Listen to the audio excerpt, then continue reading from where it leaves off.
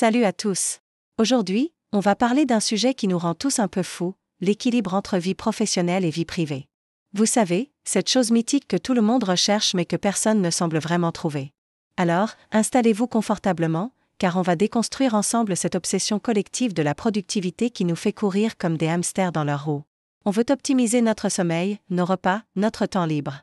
Planifiez chaque minute de votre journée, méditez pendant que vous répondez à vos emails. Sérieusement?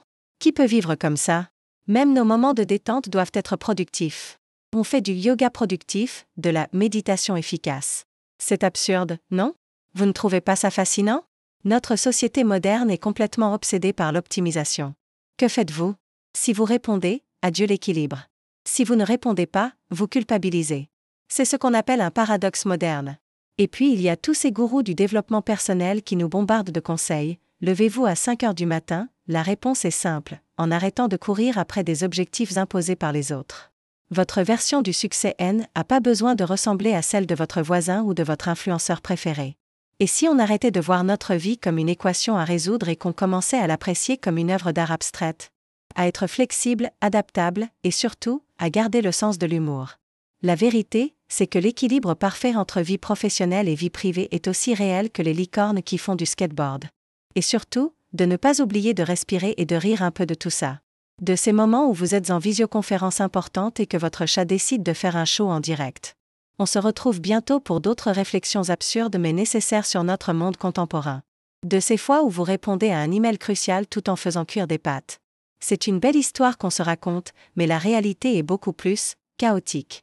Prenons un exemple, vous avez prévu une soirée détente, mais votre patron vous envoie un message urgent à 18 h. Vous savez maintenant que c'est ok de ne pas tout maîtriser, que c'est normal que certains jours soient plus travail et d'autres plus vie personnelle. Mais et si, au lieu de chercher désespérément cet équilibre impossible, on acceptait simplement le chaos? L'intégration, voilà le mot-clé. Au lieu de compartimenter notre vie en cases, travail et personnel, pourquoi ne pas créer des ponts? Et c'est parfaitement ok comme ça. Acceptez que parfois, on réponde à un email professionnel pendant le dîner, et qu'à d'autres moments, on prenne une pause café de 2 heures avec des collègues pour parler de tout sauf du travail. Je vous vois venir, mais comment être épanoui dans ce chaos? L'épanouissement, c'est peut-être justement d'accepter que certains jours, tout est parfaitement équilibré, et que d'autres jours, c'est le grand n'importe quoi. Et c'est ok. Vous savez ce qui est vraiment libérateur? C'est de rire de cette situation absurde.